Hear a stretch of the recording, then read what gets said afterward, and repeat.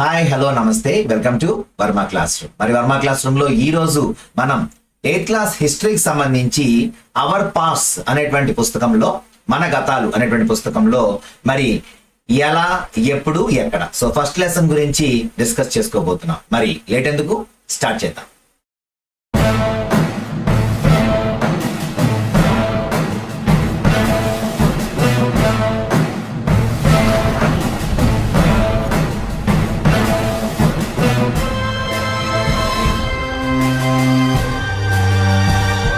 మరి ఎలా ఎప్పుడు ఎక్కడ సో ఇక్కడ మనకి చూసుకుంటే చరిత్రలో చాలా ఇంపార్టెంట్ బిట్స్ ఉంటాయి. ఇవన్నీ కూడా మనకి చాలా కన్ఫ్యూజ్డ్ గా కూడా ఉంటాయి. అంటే మనం ఎప్పుడైతే దాన్ని బట్టి చదువుతామో లేదంటే అర్థం చేసుకోకుండా చదువుతామో హిస్టరీ అనేటువంటిది ఒక మిస్టరీగా మిగిలిపోతుంది. అలా కాకుండా హిస్టరీని ఎప్పుడూ కూడా ఒక కథలాగా ఒక స్టోరీ లాగా గుర్తుపెట్టుకోవాలి.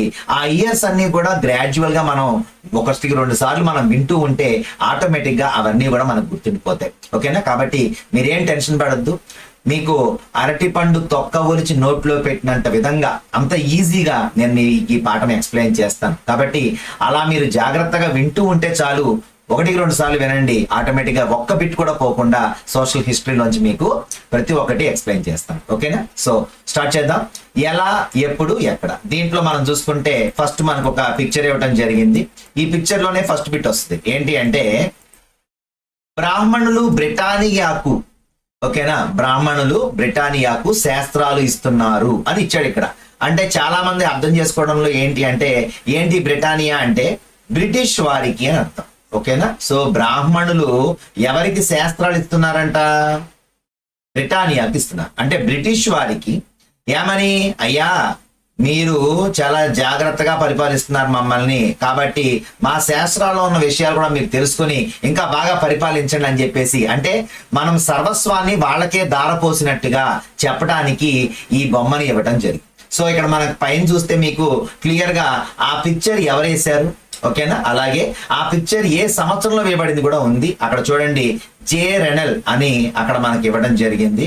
సో ఈ రెనల్ గారు ఎవరు అంటే మనం ఇక్కడ అర్థం చేసుకోవాల్సింది ఏంటి అంటే ఫాదర్ ఆఫ్ ఇండియన్ జాగ్రఫీ, అలాగే father of Indian cartography. Okay, first ఏంటి అంటే అసలు ఎవరు ఈ మ్యాప్స్ తయారు చేయమని అడిగారు. రాబర్ట్ క్లైవ్ ఎవరైతే ఉన్నారో ఈ రాబర్ట్ క్లైవ్ అనేటువంటి ఈ వ్యక్తి రెనల్ ని అడిగాడు. ఏమని అంటే, బాబు భారతదేశాన్ని మనం అర్థం చేసుకోవాలి అంటే ఫస్ట్ మనకు దానికి సంబంధించినటువంటి ఫిజికల్ స్ట్రక్చర్ మన దగ్గర ఉండాలి. మనం ఎటువైపు వెళ్ళాలి, ఎలా ఆక్రమించుకోవాలనేటువంటి విషయం మనకు తెలియాలంటే ఫస్ట్ మనకి మ్యాప్ కావాలి. సో ఆ మ్యాప్స్ నువ్వు డిజైన్ చేయని చెప్పేసి ఎవరిని అడిగాడు అంటే జేమ్స్ రెనల్ ని అడిగాడు. సో జేమ్స్ రెనల్ దానికి అనుగుణంగానే మరి అనేక రకమైనటువంటి మ్యాప్స్ మరి ఆయన తయారు చేసి ఇవ్వడం జరిగింది. తద్వారా బ్రిటిష్ వారు మనల్ని ఎక్కడెక్కడ ఉన్నామో ఎలా ఉన్నామో మొత్తం అంతా కూడా వాళ్ళకి ఈజీగా అవగతమై మనల్ని ఆక్రమించుకోవడానికి వాళ్ళకి ఒక ఈజీ స్కోప్ దొరికింది అనమాట. సో ఇక్కడ ఇలా మనం నాశనం అవడానికి ప్రత్యక్షంగా కారణం ఎవరు అంటే జేమ్స్ రెనల్. ఓకేనా? సో ఈ జేమ్స్ రెనల్ గారు ఏం చేశారు అంటే ఇక్కడ మీరు సోషల్ గా వ్యక్తుల్ని కించపరుస్తున్నానని కానీ లేదంటే వాళ్ళతో జోక్స్ వేస్తున్నామని కానీ అర్థం చేసుకోవద్దు. మనకి ఇక్కడ మెయిన్ పాయింట్ ఏంటి అంటే డిఎస్సిలో జాబ్ కొట్టడం. ఓకేనా? దానికోసం మనం ఇందులో ఉన్నటువంటి అంశాలన్నీ గుర్తుపెట్టుకోవాలంటే కొన్ని కోడ్స్ ఉంటాయి, కొన్ని జోక్స్ ఉంటాయి, అన్నిటినీ కలగలిపి మనం శాస్త్రాన్ని ముందు మనం గుర్తుపెట్టుకోవడానికి ఒక ఇది కావాలి. కాబట్టి దానికోసమనే ఇక్కడ నేను ఏమైనా మీకు కొంచెం చిన్న జోక్స్ వేస్తాను, అంతేగాని నేను ఎవరిని కూడా ఇక్కడ కించపరచడం లేదు, ఎవరిని కూడా అగౌరవపరచడం లేదు. వారంటే నాకు చాలా గౌరవం, అది గుర్తుపెట్టుకోండి. ఓకేనా? సో మనకి ఇక్కడ జేమ్స్ రెనల్ అనేటువంటి వ్యక్తి ఎవరు అంటే ఫాదర్ ఆఫ్ ఇండియన్ జాగ్రఫీ, అలాగే ఫాదర్ ఆఫ్ ఇండియన్ కార్టోగ్రఫీ కూడా ఎవరిని పిలుస్తారు అంటే జేమ్స్ రెనల్. ఓకేనా? కార్టోగ్రఫీ అంటే ఎవరైతే మ్యాప్స్ తయారు చేస్తారో దాన్ని మనం మ్యాప్స్ తయారు చేస్తే దాన్ని మనం ఇక్కడ కార్టోగ్రఫీ అంటాం. So father of Indian cartography కానీ ఫాదర్ ఆఫ్ ఇండియన్ జాగ్రఫీ కానీ జేమ్స్ రెనల్ గారిని పిలవడం జరిగింది. సో ఎవరు అడిగారు ఇవన్నీ, అసలు నువ్వు మాకు మ్యాప్స్ చేసి ఇవ్వయ్యా అని ఎవరు అడిగారు అంటే రాబర్ట్ క్లైవ్ అడిగారు. ఓకేనా? సో రాబర్ట్ క్లైవ్ గురించి మనకి ముందు చాలా వస్తుంది. ఈయన చాలా పెద్ద స్టోరీ నడిపారు మన భారతదేశంలో, కాబట్టి అది మొత్తం ముందు నేర్చుకుంటాం. కానీ చెప్పాను కదా మీకు, ఏ పాఠంలో ఎన్ని బిట్లు ఉన్నాయో దాన్ని బిట్గానే చదువుకోండి, అంతేగాని ఎక్స్ట్రా సోదొద్దు. ఓకేనా? సో నెక్స్ట్ ఇక్కడ ఏమిచ్చారు అంటే బ్రిటిష్ ఆధిపత్యానికి చిహ్నంగా భారతీయ సంస్కృతిని కాపాడవలసిందిగా మనమే బ్రిటిష్ వారిని కోరినట్లు, అయ్యా మేమంతా నాశనం అయిపోయి ఉన్నాం, మీరే మమ్మల్ని కాపాడాలని చెప్పేసి మన బ్రాహ్మణులే బ్రిటానియాకు శాస్త్రాలను అప్పచెప్తున్నట్టుగా ఈ ఫోటో తీయటం జరిగింది. సో అంటే ఏంటి, ఎక్కడా కూడా తప్పు వారు చేసినప్పటికీ వారి మీద ఆ తప్పు లేకుండా చూసుకోవటమే బ్రిటిష్ వాళ్ళ యొక్క ప్రథమ కర్తవ్యం. బ్రిటిష్ వాళ్ళు భారతదేశానికి వచ్చినటువంటి ప్రథమ కర్తవ్యం ఏంటి అంటే వ్యాపారం చేసుకోవటం, రెండు వారి యొక్క మతాన్ని వ్యాప్తి చేసుకోవటం. ఓకేనా, సో ఈ రెండు మీరు బాగా గుర్తుపెట్టుకోండి. నెక్స్ట్ మనం చూసుకుంటే ఇక్కడ అసలు చరిత్ర అనేటువంటిది ఎలా జరిగింది, ఏం జరిగింది అంటే చరిత్ర మనకు అవసరమా అనేటువంటి విషయాన్ని గురించి మాట్లాడుకుంటే చరిత్ర ఎప్పుడూ కూడా మన పాస్ట్ ఏం జరిగిందో మనకి ఎవరికి తెలియదు. మనం ముందు తరాలకు చెప్పాలి అంటే మనం అది తెలుసుకుని ఉండాలి. కాబట్టి ఎప్పుడూ కూడా చరిత్ర అధ్యయనం అనేటువంటిది చాలా అవసరం అనేటువంటి విషయాన్ని గుర్తించండి. ఓకేనా, ఇక తర్వాత ఇక్కడ మనకు ఒక చిన్న బొమ్మ ఇచ్చారు. ఈ బొమ్మ ఏంటో చూడండి. లిప్టన్ టీ అనేటువంటి యాడ్ అన్నమాట. ఈ యాడ్ లో ఉన్నటువంటి వ్యక్తి ఎవరు, ఆ యాడ్ లో ఉన్న వ్యక్తి ఎవరు అంటే 1922 సంవత్సరంలో లిప్టన్ టీ అనేటువంటిది ఒక ప్రకటన ప్రపంచవ్యాప్తంగా టీ యొక్క హుందాదనాన్ని తెలియజేసిందంట. అంటే ఆ టీ తాగడం వలనో లేదంటే ఆ టీ తయారు చేసిన వాళ్ళ వలనో హుందాతనం రాదు మనకి.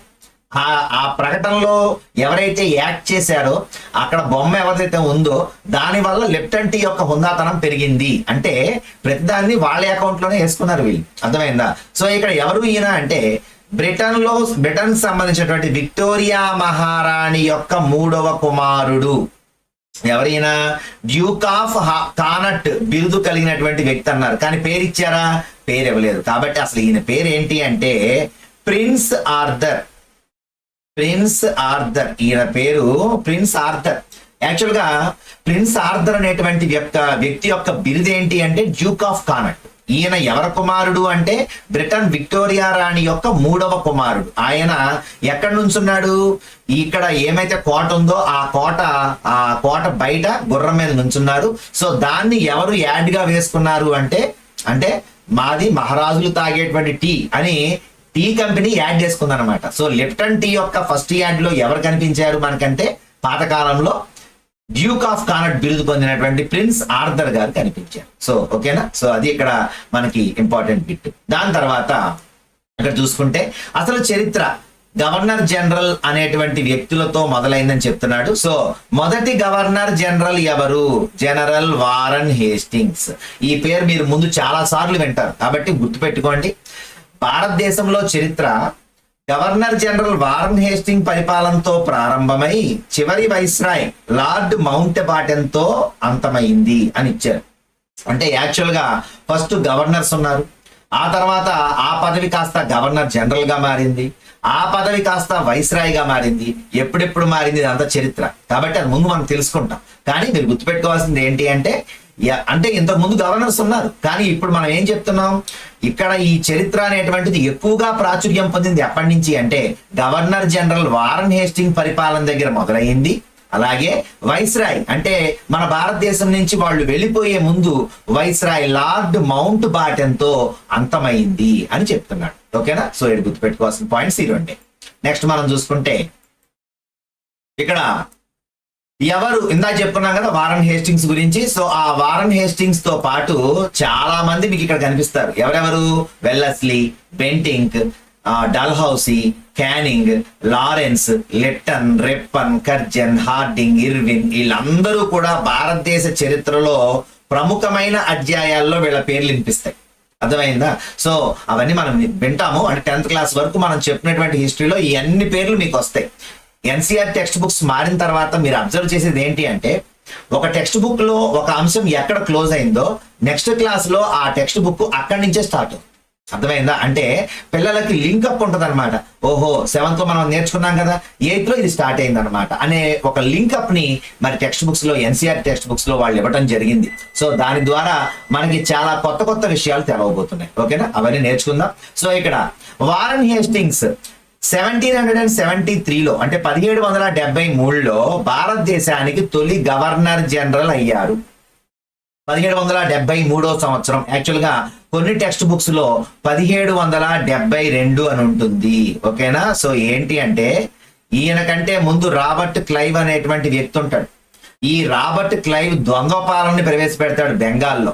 మరి ఈయన బెంగాల్లో ద్వంద్వ పాలనని రద్దు చేసిన వ్యక్తి ఎవరు అంటే వారన్ హేస్టింగ్స్. ఈయన 72లో వస్తాడు, కానీ మనకి ఇక్కడ 73 అని ఇచ్చాడు కాబట్టి కన్ఫ్యూజ్ అవ్వకండి. 72 అని ఇచ్చినా 73 అని ఇచ్చినా ఒక 1 ఇయర్ గ్యాప్ కాబట్టి ఏది ఉంటే అదే ఆన్సర్ పెట్టండి. 2 మాత్రం ఇవ్వరు. ఓకేనా? సో కాబట్టి ఇక్కడ వారన్ హేస్టింగ్స్ 73లో భారతదేశానికి తొలి గవర్నర్ జనరల్ అయ్యారు. ఇక్కడ నేను చెప్పిన బిట్ ఏంటి అంటే బెంగాల్లో ద్వంద్వ పాలనని ప్రవేశపెట్టిన వ్యక్తి ఎవరు? Robert Clive. మరి ఎప్పుడైతే తొలి గవర్నర్ జనరల్ గా భారతదేశంలోకి ఎవరు అడుగు పెట్టారు? మరి వారన్ హేస్టింగ్స్ అడుగు పెట్టిన తర్వాత ఆయన ప్రవేశపెట్టినటువంటి ద్వంద్వ పాలనని ఈయన దాన్ని రద్దు చేశాడు అనమాట. సో అది ఇక్కడ మనకి గుర్తుపెట్టుకోవాల్సింది. ఇక దాని తర్వాత చరిత్ర పుస్తకాల్లో చాలా ఉంటాయి.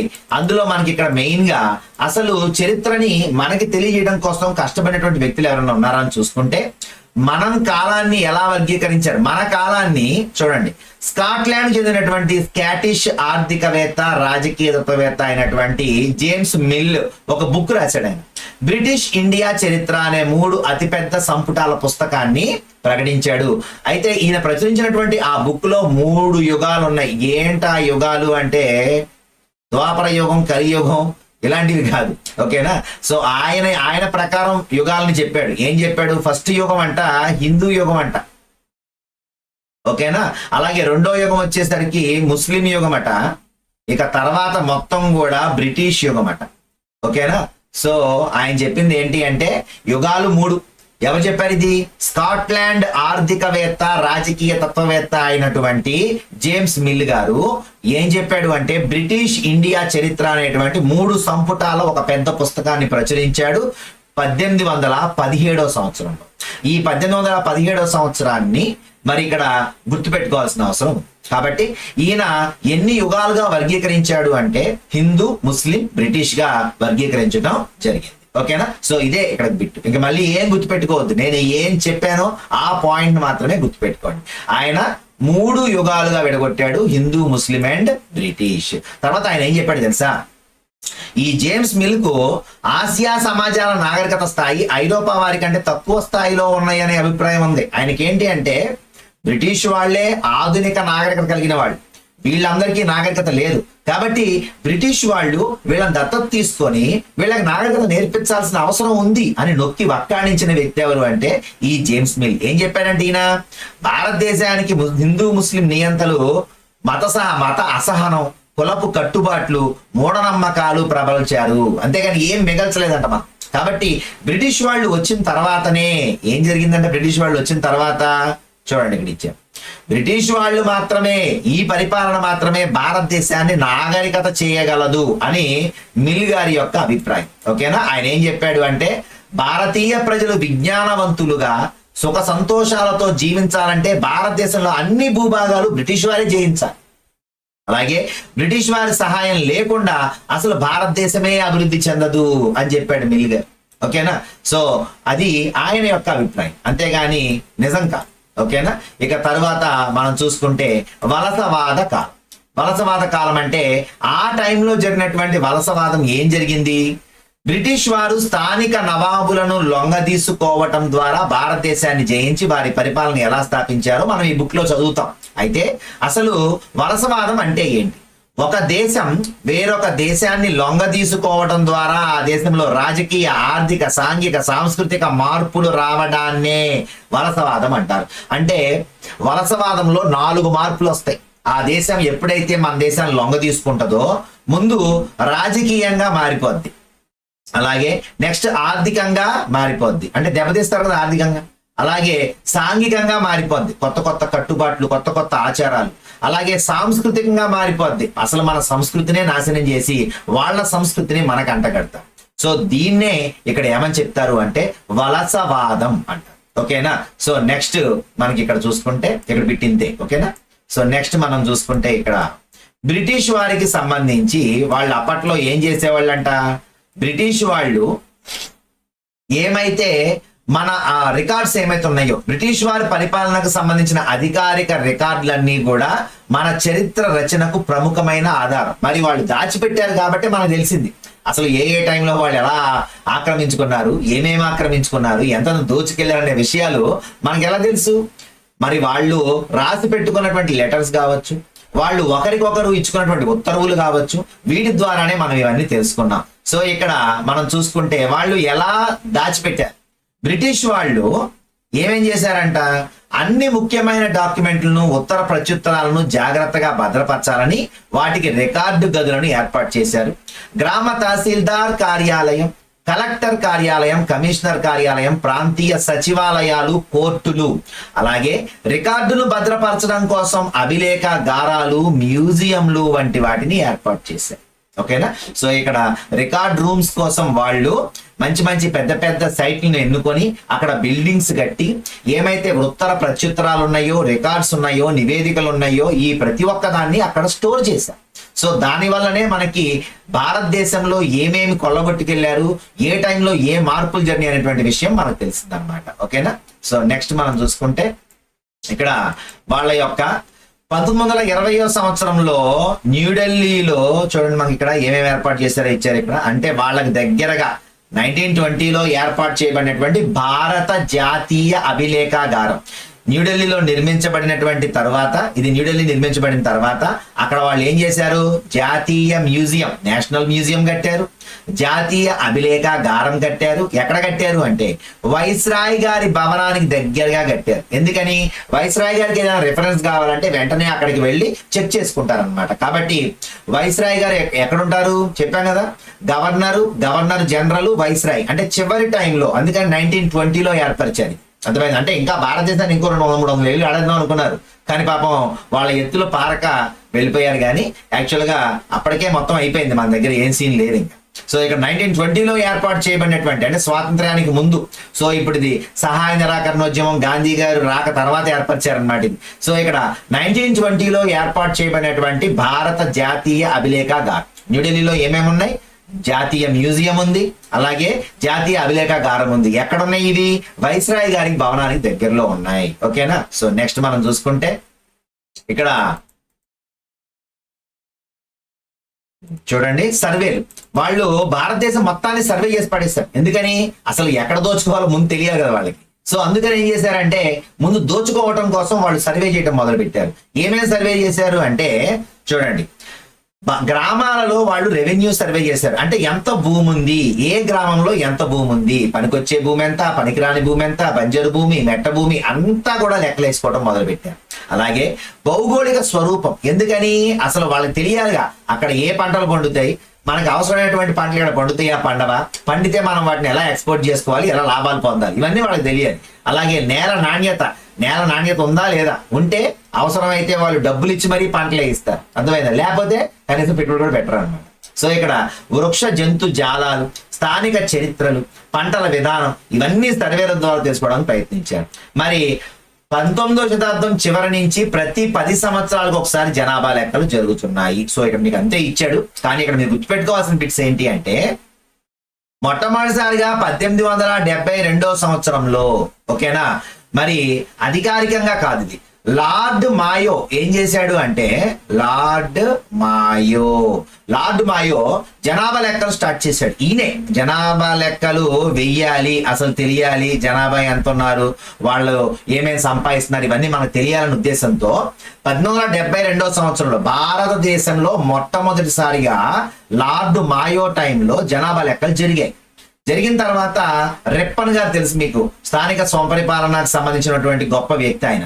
సో 1881లో లార్డ్ రిప్పన్ ఈయన ఏం చేశాడు అంటే అధికారికంగా మొత్తం మీద భారతదేశంలో ఫస్ట్ టైం జనాభా లెక్కలు వేయించాడు. ఓకేనా? సో ఆయన ప్రతి 10 సంవత్సరాలకు ఒకసారి జనాభా లెక్కలు జరగాలి అని చెప్పాడు. దాని ప్రకారమే ఇప్పటి వరకు 15 సార్లు జనాభా లెక్కలు జరిగినాయి. లాస్ట్ జనాభా లెక్కలు 2011వ సంవత్సరంలో జరిగినాయి. డ్యూ టు కరోనా 2021లో జరగాలి, కానీ అవి ఇప్పటి వరకు జరగలేదు. ఇవన్నీ కూడా చాలా ఇంపార్టెంట్ బిట్స్. ఓకేనా? 1872లో లార్డ్ ఓకేనా. లార్డ్ మాయో ఆయన జనాభా లెక్కలు స్టార్ట్ చేశారు, కానీ అధికారిక లెక్కలు కాదు. ఓకేనా. 1881లో లార్డ్ రిప్పన్ అధికారికంగా జనాభా లెక్కలు స్టార్ట్ చేశాడు. అలాగే ప్రతి 10 సంవత్సరాలకు ఒకసారి జరగాలన్నాడు. దాని ప్రకారమే 15 సార్లు జనాభా లెక్కలు జరిగాయి. లాస్ట్ జనాభా లెక్కలు ఎప్పుడు జరిగాయి? 2011 సంవత్సరంలో. 2021లో జరిగినాయా జరగలేదా? జరగలేదు. ఎందువల్ల? కారణం కరోనా.